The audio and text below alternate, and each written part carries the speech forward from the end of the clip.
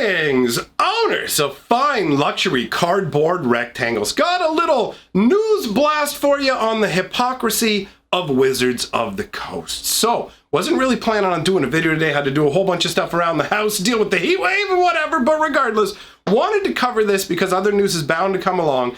And honestly, Wizards deserves to have a thumb in their ribs over this one. A little bit of poking going, what are you doing? What are you doing? You know what I'm talking about? That little friendly nudge where it's like, hey, numpty, stop being a dummy.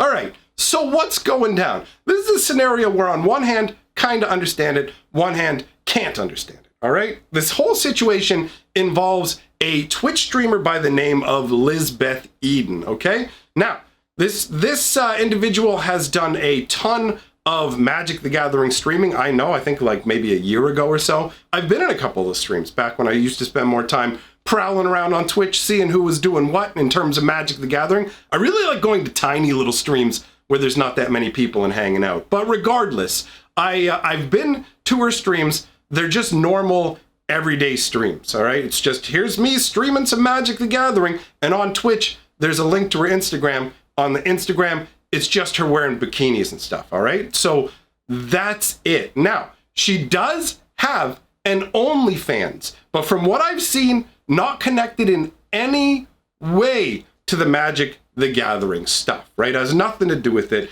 So apparently she got kicked out of the creator program for creating for basically what was the statement here? Hold on. I got the statement from Wizards of the Coast here. Basically, hello, Lisbeth. It's come to our attention you've been distributing Magic content that is against our code of conduct, including photos featuring adult disrobement and that style posting. This is a violation of, the wording is a little bit different, but I'm cleaning it up for this YouTubery, all right? So, this is a violation of your participation in the Magic Creator Program and Magic sponsored events. As a result, you will be removed from the program in accordance with Section 3 of the Wizards Creator Program Terms and Conditions. So that's what Wizards said to her. Now, she says that she hasn't actually done what she's being accused of. The card that she has made does not feature anybody disrobed and has not essentially created any explicit content created like in connection to Magic the Gathering. Now, the only thing that I've seen at all that anybody could try and argue in that direction is a picture of her where she is like covered in gold paint and posed like sideways or whatever. That's it. She's just standing there like sideways, being a human being, covered in a bunch of gold paint. You cannot see anything, all right? You cannot see any parts of the body that you're not allowed to show in like regular, everyday, non-adult scenarios, right? So none of that's going on. And yet Wizards of the Coast has turned around and kicked her out of the creator program.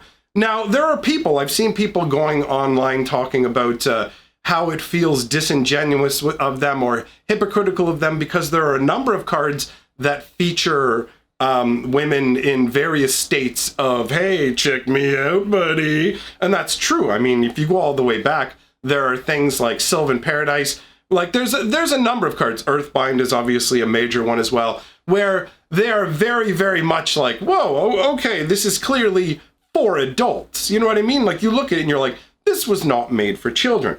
But that's in the past. So people could try and say, look, hey, you know what? Wizards of the Coast is owned by Hasbro now. They're a kid-friendly company, which is what they're trying to be. And so they don't allow for this kind of thing anymore. But then you have the problem that if you look at Core Set 2021 right now, what do you have? You have Quirion Dryad completely disrobed, wearing no clothing, and you have like the leafy hair kind of obscuring the parts of her body that they don't want to show. But nonetheless, they are virtually an identical concept where, yes, you can tell this is a feminine form not wearing any clothing. However, they're not actually showing anything. So if it's not okay for a creator to have made a picture like that, how is it okay to have Quirion Dryad? How is it okay to have Oko with that ab set that you just want to do your laundry on, son? How is that okay? Or how about the male dryads that exist in recent sets as well, where they're not wearing anything. Like, this is an absolute ridiculous double standard. If Wizards had gone like full on like prude with the artwork, where literally everybody is covered up, because there was a point where they had Nissa artwork they had redone that had like a slit here on the chest where basically they put leather padding over it to hide it and go, okay, let's make that a more chaste and family-friendly style picture.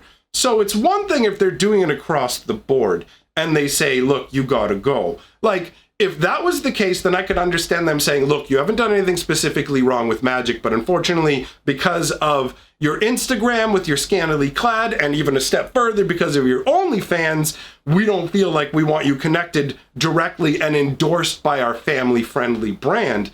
That would be understandable. But Quirion Dryad and other cards, that's just the top example out of the newest set, to let you know. These cards came out like a week ago, right? In terms of pre-order. They're not even officially released yet. And this woman in the artwork is wearing nothing. So how do you reconcile the two? Like, that seems hypocritical to me.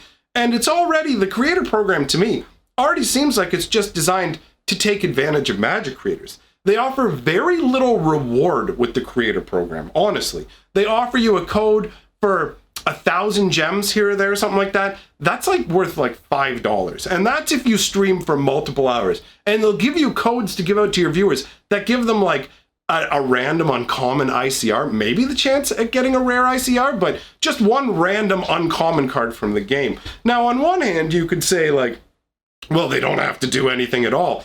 And that's true, but they're looking to create a program to grow their brand. And the idea behind the Twitch presence is, as long as you have a number of people always streaming on Twitch, then it creates a constant presence for your game and establishes it as a reputable title because it's constantly being played by people. So they want people to be a part of this creator program, but they don't really do anything to truly give you a leg up.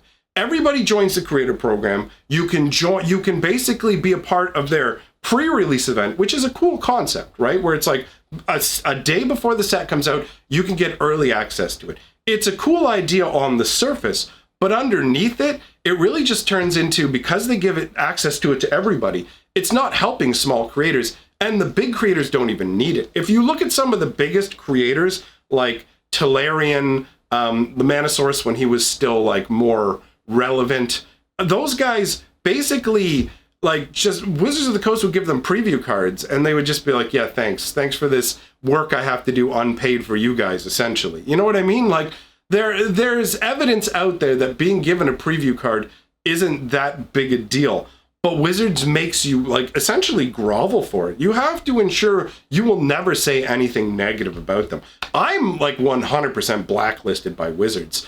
I mean, Aetherhub got blacklisted for going, can we please not have Chandra over and over and over in the same set, and you give us the origins of a character you've already given us the origins of? He said it in a very polite way politer than I've ever been. But regardless, Wizards, the whole like way they view creators is, it's a disgusting relationship. When they originally announced the creator program, they were talking about doing 12-hour live streams. Do a 12-hour live stream from us and we'll reward you with some codes. Like that level of, like, essentially we're not even humans to them. We're just a vector to come work for us for free for exposure. Have you heard of that? That's what gets leveraged. And here we have a massive creator in terms of Lisbeth's size. Her Twitch channel or whatever, her following, I think she has like 100,000 people following it. Like, it's massive. She's way bigger than I am.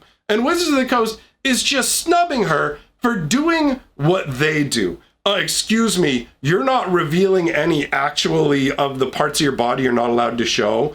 And we've done that on our art, but you need to go. It feels so hypocritical and gross, and there just aren't enough people out there who are calling Wizards out on their nonsense. And I know, guys, I've said that I was going to stop making negative videos, like slapping down on Wizards, but I genuinely feel like there aren't enough creators who literally just tell Wizards to shut their mouths. You know what I mean? Like, They're out here trying to pretend like they're not doing what they're doing. You know, they'll just be like, oh, we're banning these other cards. We're banning these cards because we think that they're insensitive. And it's like, well, what about the fact that you specifically made alternate variant arts of cards for China to remove black people from them? How do you account for that? How come you're not talking about any of that kind of stuff, right? There's just, Wizards is this surface sort of like, don't get confused for a second, man. Don't think that any amount of pandering that they do to you or whatever is because they're like actually good people. Oh, you know, we want to make a change and we want to do this and inclusion and all this kind of stuff. They don't believe in it for a second at all. Don't buy into that. Don't buy into that nonsense. They'll change whatever they think they need to change for any particular market. You know what I mean? They did it with the whole Chandra thing where they went, Chandra's into men and ladies. And then they were like, ew, no, gross. You know what? We've realized that big markets like China don't really like that. So instead, we're just going to go ahead and dial that back. She only likes beefy man meat. You know, like, see, this is what happens when I don't take the time to air out my grievances with Wizards of the Coast. So going forwards, I'm going to try and be carrying a more balanced approach where I enjoy what I enjoy. I call out what I think is wrong. I mean, we'll see how it goes. Being a creator is an interesting thing to be doing. You know what I mean? There's no hard and fast rules and the pendulum swings one way and the other, but I genuinely feel like there are not enough critical voices of Wizards calling out their nonsense. So let me know what you think in the comments below. Thanks for coming by. This video actually went on longer than I thought it would. If you like what I'm doing, like, subscribe, share the video around. That really helps the channel. And if you've been watching what I do and you really enjoy, you've been sticking around here, man, hop on my Patreon. Man, honestly, maybe I did a little bit of research before on, you know, a little bit of research over on Elizabeth's Instagram before I started the video. Maybe I got a little something on the brain. Either way, if you like what I'm doing, hop on my Patreon. And I will talk to you all in the future. Bye for now. The heat's cooking my brain, guys.